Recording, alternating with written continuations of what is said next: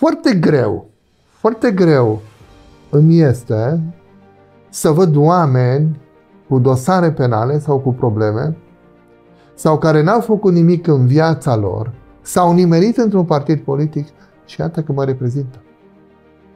Cum spuneam acum câteva zile, tu ești un om ales și dacă ești ales, trebuie să te întorci cu fața spre cei care te-au ales și să le transmiți respect prin ceea ce faci, nu doar prin vorbe.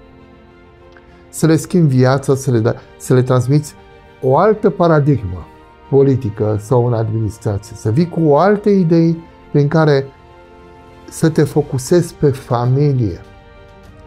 Spunea cineva că dacă familia o duce bine și strada, și comuna, și județul, și țara, și lumea.